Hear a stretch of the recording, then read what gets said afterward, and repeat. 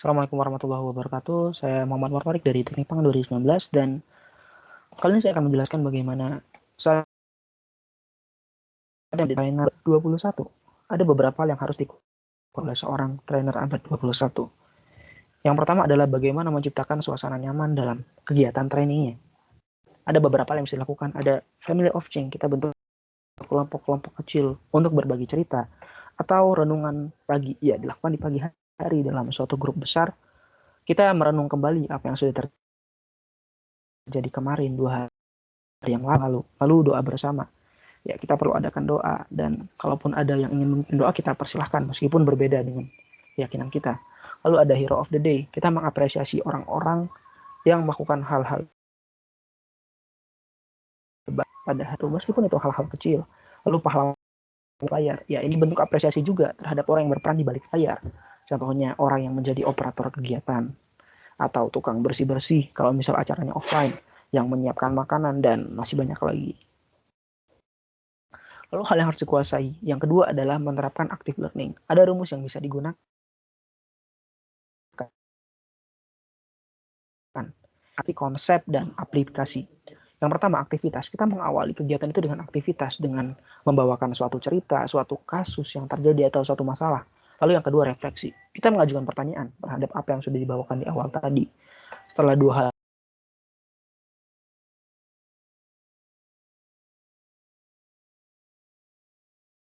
dan materi ini bisa semakin matang dan kita bisa laksanakan aplikasi di akhir atau berikan penugasan terhadap konsep yang sudah diberikan sebelumnya. Lalu yang ketiga adalah berperan jadi trainer, bukan teacher. Trainer, dia itu mendorong, melempar pertanyaan, menuntut partisipasi dari masing-masing pesertanya. Kalau teacher, ya dia hanya memberikan ceramah. Trainer harus fokus pada pembahasannya, tidak boleh melenceng. Kalau teacher, ya seringkali terjadi melenceng materinya. Terus trainer harus punya alur pembelajaran yang jelas, yang terstruktur sistematis. Kalau teacher, ya mereka tinggal mengalir saja. Nah, seorang trainer harus menuntut partisipasi aktif dari peserta-peserta yang hadir, melempar pertanyaan, mendorong mereka untuk bertanya. Bukan seorang teacher yang hanya memberikan materi saja. Lalu seorang trainer harus berfokus kepada seluruh peserta yang ada di kegiatan tersebut. Bukan teacher yang hanya berfokus pada orang-orang yang dominan saja.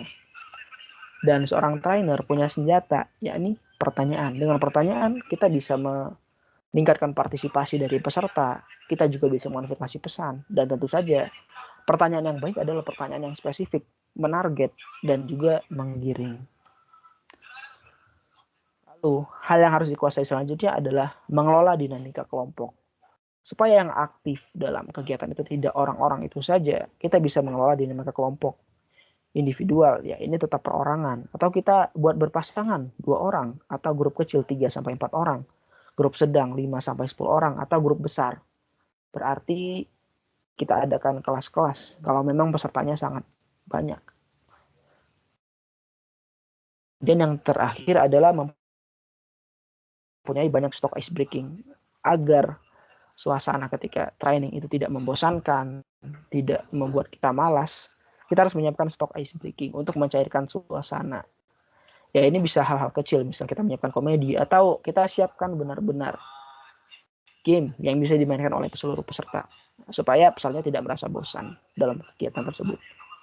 Nah, berhubung dengan masalah-masalah yang bisa terjadi dalam training, ada beberapa hal yang bisa kita lakukan.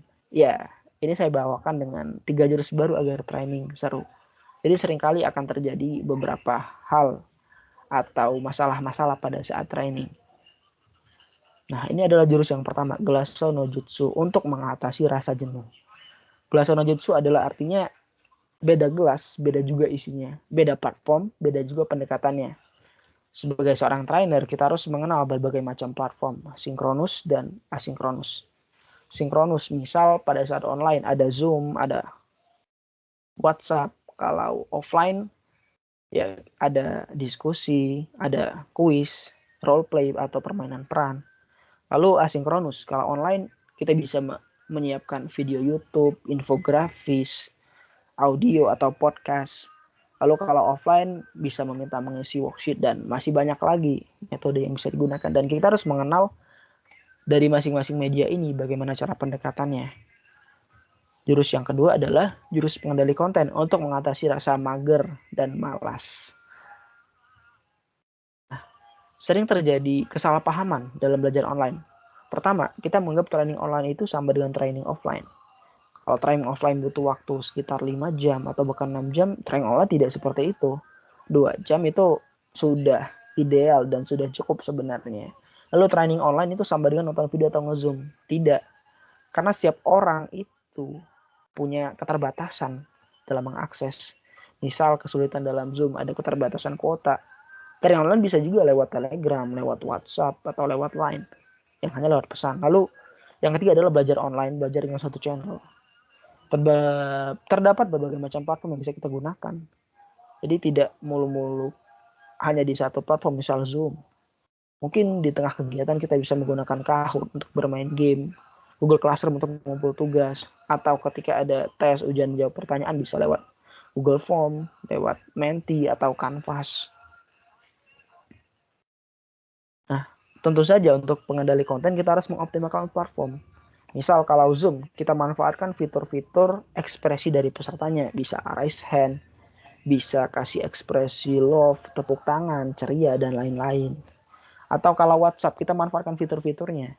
Misal stiker, voice note, atau kita membatasi yang boleh chat siapa saja di WhatsApp itu supaya tidak terjadi spam chat di WhatsApp-nya pada saat training.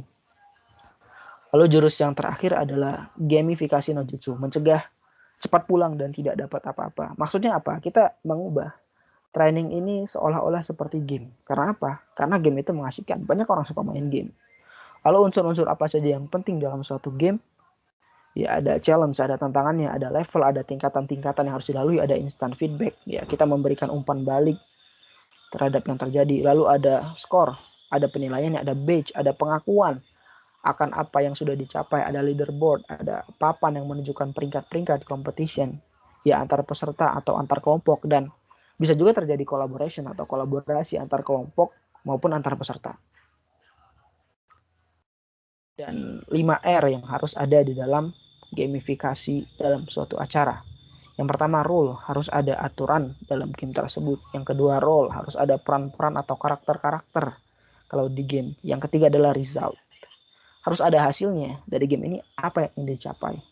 Relation, ya terbangunnya relasi, interaksi antara satu peserta dengan peserta lain. Dan terakhir adalah resource-nya atau sumber dayanya. Nah, 3 jurus tadi yang memang harus kita kuasai supaya training ini bisa menjadi seru.